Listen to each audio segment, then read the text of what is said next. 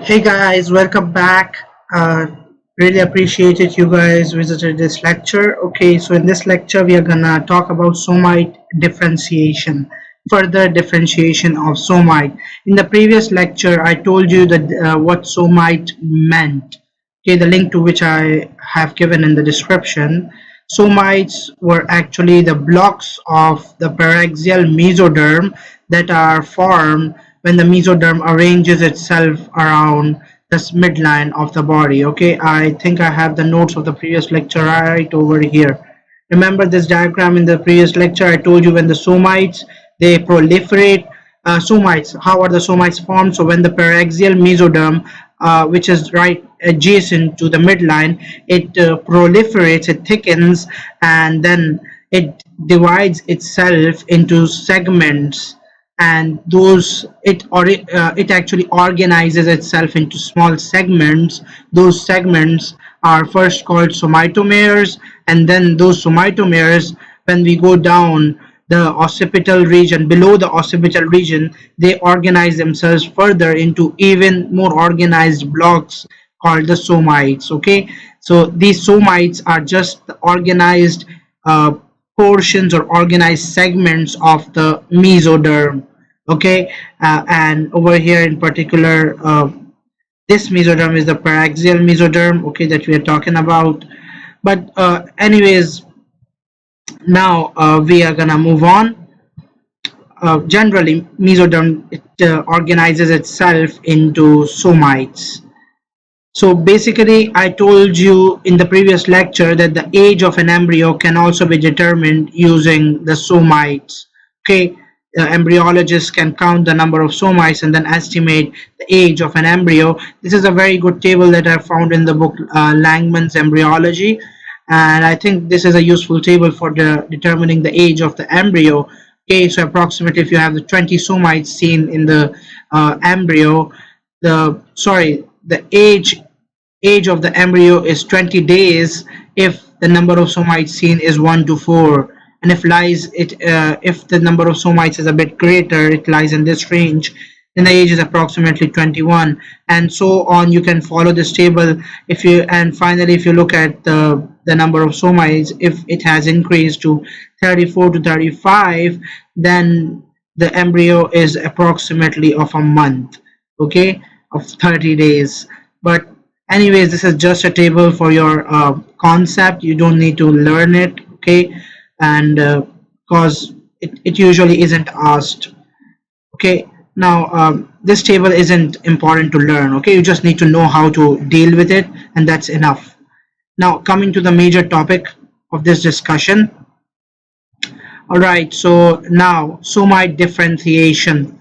The somites which are once formed,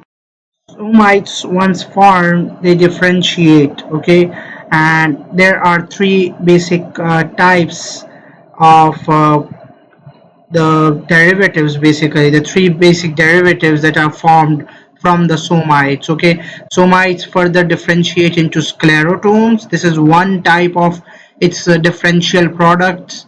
Then it also differentiates to give the dermatome, and finally the third one is the myotome. Myo, as the name suggests, myo means muscles, right? So this is that derivative which will eventually give rise to the muscles. Okay, that will eventually give rise to the muscles. Dermatome, derma means dermis, from the skin. Okay, it actually gives rise to the dermis layer of the skin, okay, at the back of the skin.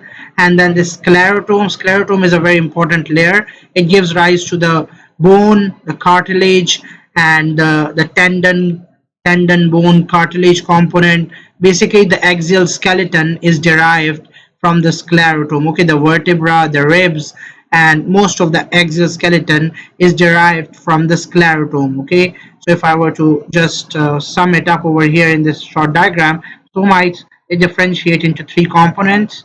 The first one is the sclerotome, the dermatome, and the myotome.